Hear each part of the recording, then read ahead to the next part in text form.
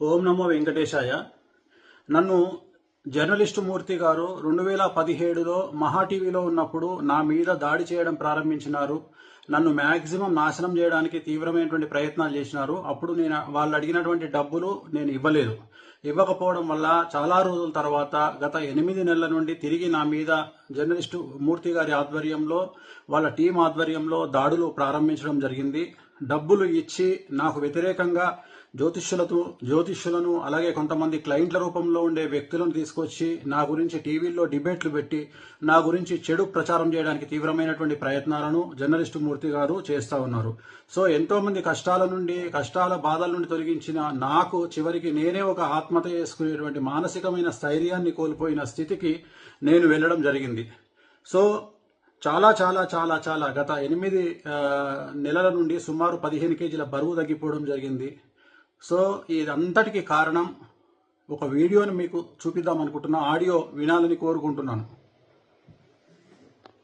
నువ్వు నాకు మెసేజ్ చేశాక నేను మళ్ళీ మెసేజ్ చేశాను, like you want me to wait అది ఇది అని చెప్తే లేదు ఇక్కడ ఇంకా లేట్ అయ్యేలా ఉంది, ఇది అలా సింపుల్గా కూర్చొని మాట్లాడుకునే మ్యాటర్ కాదు కదా, మళ్ళీ అందులో ఇంకా ఎందుకు రిస్క్ ఫోన్లో మాట్లాడడం అన్నట్టు నేనైతే మెసేజ్ పాస్ చేశానమ్మా.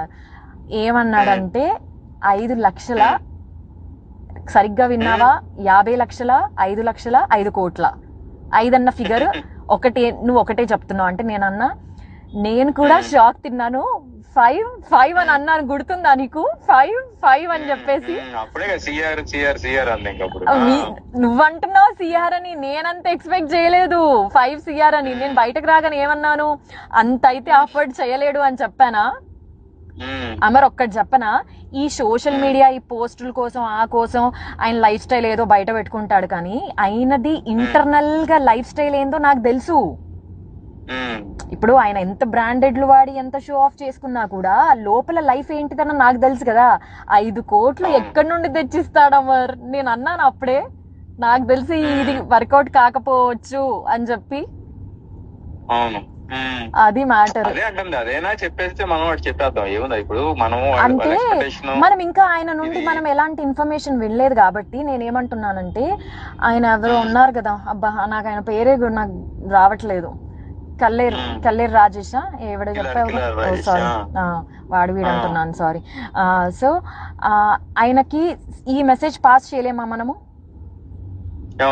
అంటే అదే వాళ్ళ చిన్నాన్న గారు కొంచెం సీరియస్ ఉన్నారంట, తనతో ఇంకా ప్రశాంతంగా మాట్లాడలేదు. నేననేది ఏంటంటే, ఓకే ఇవన్నీ ఓకే గానీ మనము ఇది తెలియకుండా అది గెలికేసి ఇప్పుడు వదిలేసామంటే వాళ్ళు చాలా ప్రెస్టీజ్ తీసుకుంటారు. అది నేను అంటే ఇంకా గట్టిగా ఇది అవుతారు. ఇలా టైం వేస్ట్ చేసి నన్ను ఇచ్చేసి వచ్చి కూర్చొని బేరం తెగొట్టకుండా ఇచ్చేసి ఇప్పుడు మేము చేయలేము, ఏం చేసుకుంటావు చేసుకుంటా అన్నట్టుగా మాట్లాడతారు. నాకు తెలుసు, నాకు అర్థమైంది ఆ పాయింట్. నేను అందుకే అది అంటున్నా, మళ్ళీ మనం అది పాపం మన హెల్ప్ చేయబోయి ఇంకా దాన్ని ఇరకాటంలో పెట్టలేం కదా అని నేనేమంటానంటే, ఇప్పుడు సార్ వాళ్ళంతా ఇది కాదంట, వాళ్ళకంత ఇది లేదంట, 5 కోట్లు అయితే అఫోర్డ్ చేయలేడు. ఒక మాట చెప్పడానికైనా అది అనేది అది అంటుంది. వాళ్ళంతా అడుగుతున్నారు, వాళ్ళ ఎక్స్పెక్టేషన్ అది. నువ్వు చేయగలిగింది ఎంత నువ్వు చెప్తే. ఇప్పుడు నాకు అర్థం కాని పాయింట్ ఏంటంటే, అయిపోతుంది ఆ కంఫర్ట్ జోన్ ఏంటి అనేది చెప్తే అయిపోతుంది నేను అంటుంది. ఇప్పుడు ఆయన 5 కోట్లు అన్నప్పుడు అమర్ ఒక మాట నేను చెప్పనా, ఇప్పుడు అక్కడ ఆయన ఇచ్చిన ఏమంటారు 5 కోట్లు అనే ఫిగర్ ఆయన ఇచ్చాడు.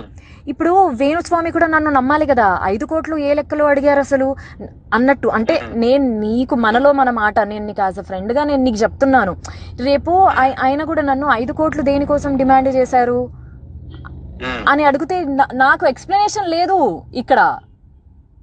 నీకు అర్థమైందా నా పాయింట్? ఆయన నా మాటని నమ్ముతాడా అనే క్వశ్చన్ మార్క్ లో నేను ఉన్నాను. ఆ ఫిగర్ వినగానే చూసావు కదా, నా మైండ్ అంతా బ్లాక్ అయిపోయింది బయటకు రాగానే. సో ఇప్పుడు దీన్ని మనం ఏం చేద్దాము? నేను అదే అంటుంది. ఇప్పుడు వాళ్ళు అడిగారంటే ఆయన చెప్పే రీజన్స్ ఏంటంటే చెప్పాడు కదా, చాలా చిక్కుముళ్ళు ఉన్నాయి, వీటన్నిటిని ఇచ్చేయాలి, ఇప్పుడు ఓనర్స్ ఇచ్చుకోవాలి. అంటే ఇందులో బిఆర్ నాయుడు గారికి, ఇందులో ప్రేమకి రాంబాబు గారికి కూడా పోతుందా? అందరికి వెళ్తుంది. మూర్తి అందరికి, మూర్తి, ప్రేమ, అబ్బో అట్లా వీళ్ళంతా కనెక్ట్ అయ్యారు. అదే వీళ్ళంతా కనెక్ట్ అంటున్నాను. అయ్యి ఉమ్మడిగా ఆయన్ని అందరు కలిసి ఆడిపోయి వేణుస్వామి గారి మీద దాడి చేద్దాం అనేది వీళ్ళ ఇది అట్లా పెట్టుకున్నారు. అది నేను అంటుంది. అంత పెద్ద మంది అందుకే అన్నట్టు చూసావు కదా, సో మనీ ఇవి ఉన్నాయండి, చిక్కుముళ్ళు ఉన్నాయి దీంట్లో, ఇవన్నీ తిప్పుకుంటూ రావాలి, ఇవన్నీ చేసుకుంటూ రావాలి అని. అది ఆయన ఏం చేశాడు, మనలో మన మాట ఇప్పుడు జస్ట్ మనలో మన మాట 5 కోట్లు అయితే ఆయన ఆఫర్ చేయలేడు అంటే ఆయన దగ్గర అంత లేదు. ఎందుకంటే నేను చూసాను కాబట్టి నేను నీకు పర్సనల్ గా చెప్తున్నాను, ఆయన లైఫ్ స్టైల్ అంత కాదు. ఎందుకంటే నేను దగ్గర నుండి చూస్తున్నాను కాబట్టి నాకు తెలుసు.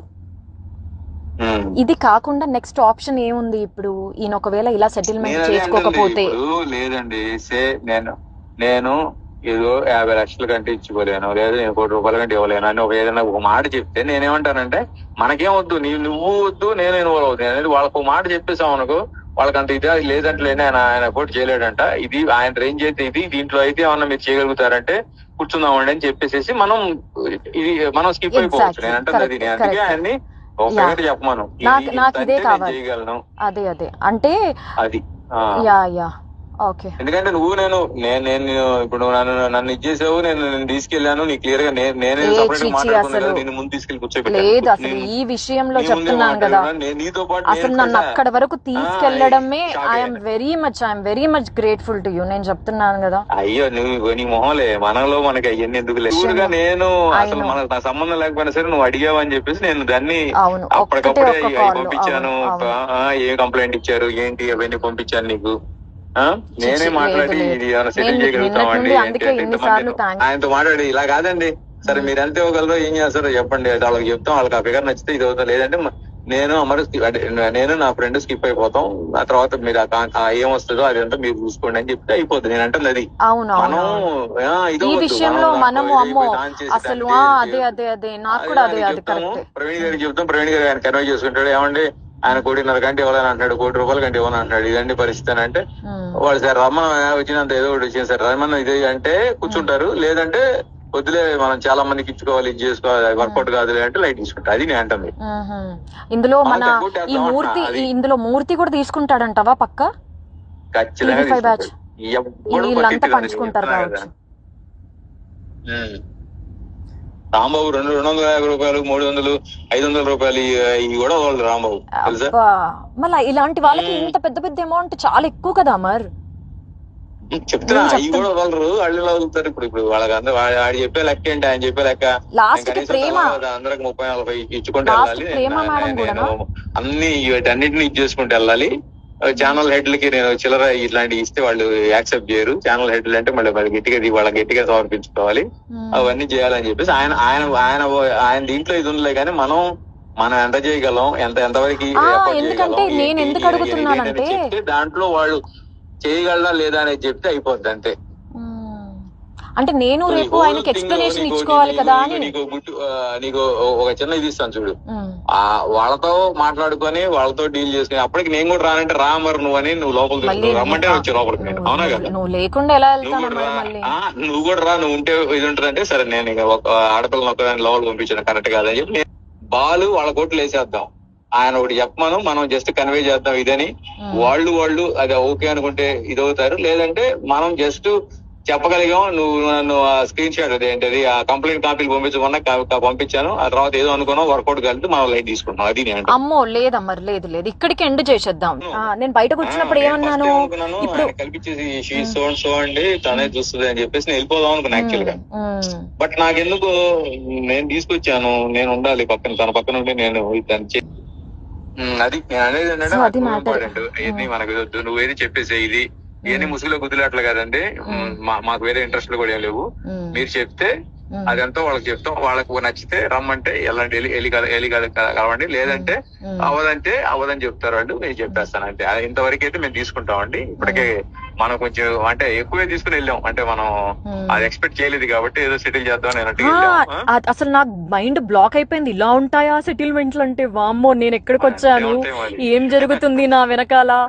నాకు అసలు అవన్నీ ఇప్పుడు నాగేంద్ర నచ్చాడు కదా ఖైరతాబాద్ ఎమ్మెల్యే, ఎమ్మెల్యే ఇప్పుడు చెరువులో ఏదో ఇది కట్టాడని చెప్పేసి ఇప్పుడు ఈ హైడ్రా అని చెప్పి నడుస్తుంది ఇప్పుడు, రంగనాథ్ అని చెప్పేసి కమిషనర్, ఇప్పుడు ఆ అక్రమ కట్టడాలు మొత్తం కూల్స్తున్నాడు అనమాట వీటిలో కట్టినవన్నీ. ఓకే సో ఓకే దాంట్లో వాళ్ళిద్దరికి పెద్ద ఇష్యూ అయింది. ఇప్పుడు అది అక్కడ సెటిల్మెంట్ అవుతుంది ఇప్పుడు. అందుకని జస్ట్ ఎస్సా నోనా లేదంటే స్టిల్ వెయిట్ చేద్దాం, ఇంకా ఏదైనా మాట్లాడాలని ఉంది అని అంటే నువ్వు మెసేజ్ చేయి చాలు నాకు. నేను వీడియో చూశారు కదండి.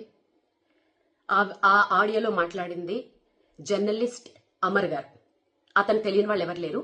వీరు సీనియర్ జర్నలిస్ట్ అమర్ గారు కాదండి, ఇతను జూనియర్. మూర్తి గారి అనుచరుడు. ఇతను TV5, మహా టీవీ అన్నిట్లోనూ పనిచేశాడు. ఇప్పుడు ఎక్కడ చేస్తున్నాడు ఒకటి తెలియదు, ఛానల్లో ఉన్నాడు, జర్నలిస్ట్ అనమాట. సో ఒక జ్యోతిష్కుడికి 5 కోట్లు ఇవ్వమని మమ్మల్ని వారం రోజుల నుంచి మాకు మనశ్శాంతులు లేవు, నేను డల్ అయిపోతే ఇంట్లో వాళ్ళు డల్ అయిపోతారని ఎక్కడికి బలవంతంగా యాక్టివ్గా ఉన్నాను. ఇద్దామంటే 5 కోట్లు అంటే మాట్లాడండి. నా బంగారం, నా కూతురు బంగారం కూడా అమ్మినా దాంట్లో 5% కూడా రాదండి.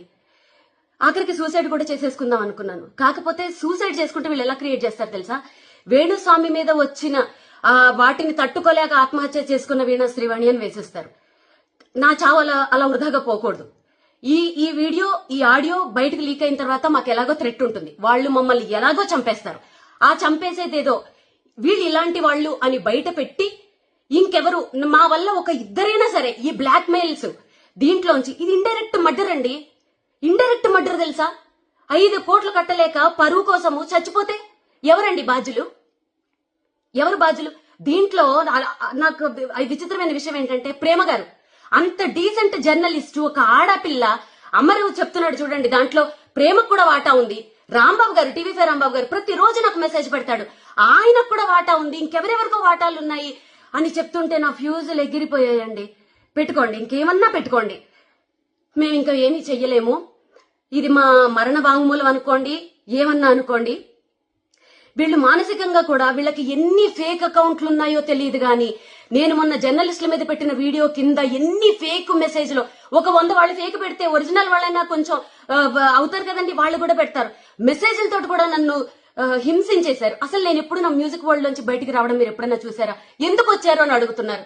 ఇప్పుడు ఆడియో అర్థమైందా? మా దగ్గర ఇంకా చాలా సాక్ష్యాలు ఉన్నాయి. మా మనిషి కిలారు రాజేష్ అనే వ్యక్తి జూబ్లీ హిల్స్ క్లబ్ లో పెట్టిన మీటింగ్ అది. మా దగ్గర ఇంకా సాక్ష్యాలు ఉన్నాయి.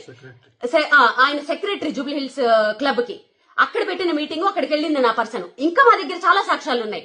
అప్పటి వరకు మమ్మల్ని బతకనిస్తే మేము ఇంకా బయట పెడతాం. ఈ వీడియో చూసిన తర్వాత మాకు జర్నలిస్టులే సపోర్ట్ చేస్తారా, బ్రాహ్మణ సంఘాలే సపోర్ట్ చేస్తాయా, చదువుకున్న వాళ్ళు సపోర్ట్ చేస్తారా, పోలీసులు సపోర్ట్ చేస్తారా, లాయర్లు సపోర్ట్ చేస్తారా?